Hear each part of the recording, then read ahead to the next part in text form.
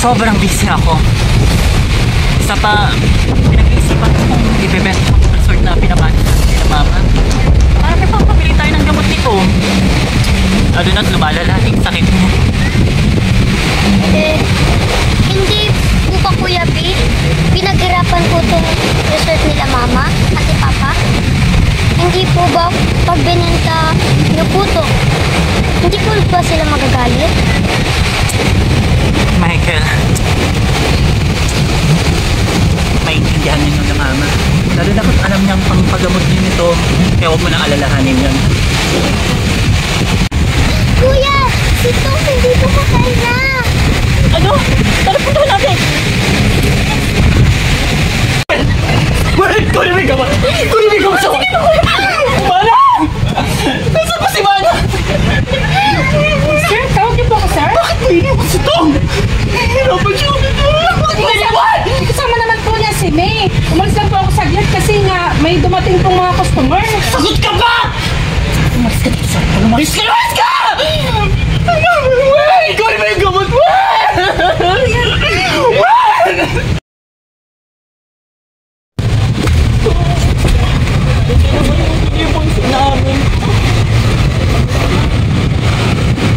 Hoy!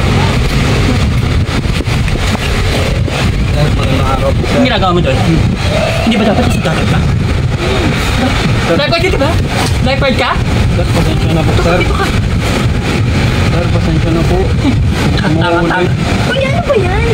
Ba't naman kailangan mo sigawan at sakpan yung mga trabador natin? Saan yung pinakasahid natin? Tara na to.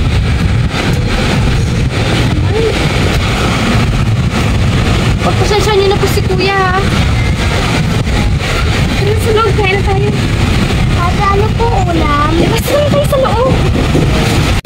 Julas, tatapusin ko na talaga isang buwan na to. Ayaw ko na sa trabaho na to. Aalis na talaga ako. Huwag, Ate Maning. Pangit ng ugali ng amo natin. Huwag, Ate Maning. Ayoko may mag-isa dito. Bahala na.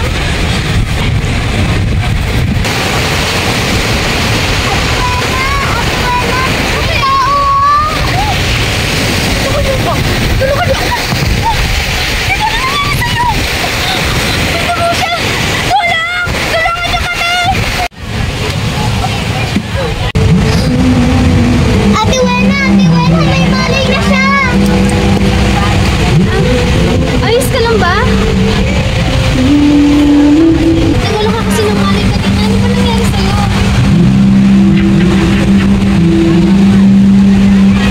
May umahabol sa akin!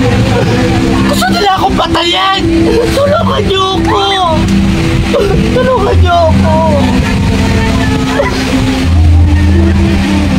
Wala. Sino yan? Ano na lang ako dito? Papasok ka na lang hindi natin kilala? Kuya, bigla lang siya sa pulpot. Hindi siya natulong. Pakailan mo. Pamukasin mo. Kuya! Pwede ba maawa ka naman? Kahit ngayon lang, bukas hindi na! Hindi niya ba kaya? Ngayon lang to, Wena. Ngayon lang to. Kuya Jolas? Kuya Jolas? Baka pwede naman babili ako ng mga gamot, ha? Ate Waning, pagpapalay ko ka ng mga sugat niya.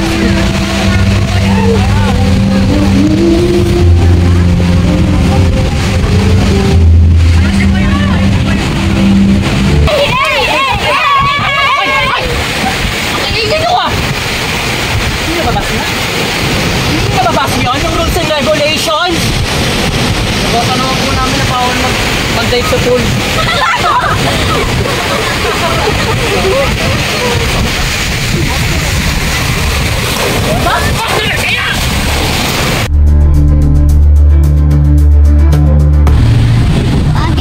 Bakit masyadong itignan? Hindi fire siyang bad.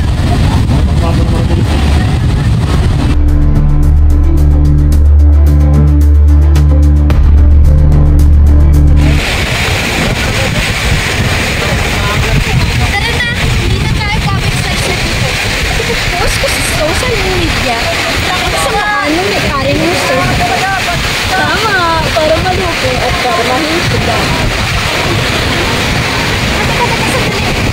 Narinig ko kasi yung pinag-uusapan niyo eh. Baka pwedeng pag-usapan muna natin to.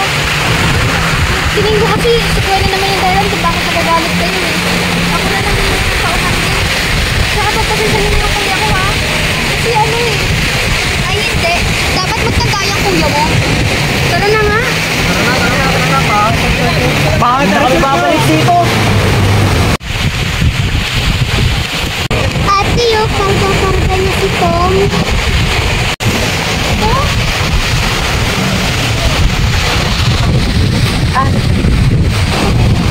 Saka na. Naliw lang ako sa kapatid mo. Kaya kinarga ko. Siya nga pala. Maraming salamat sa pagpapatuloy sa magandang resort ha. Taranta lang ako kasi sumbong ni May. Tinatakas mo din yung kapatid namin. Ito. Hindi niya gagawin yun, ha? Bait siya. Pero... Wena, ang pangalan mo, di ba? Oo. Wena. Baka dito muna ako pumaringin ng mga ilang araw. Baka kasi balikan ako ng mga pumapatay sa akin. Yun pupunta ba't sabihin sa'yo? Kasi ayun ang kapatid ko eh.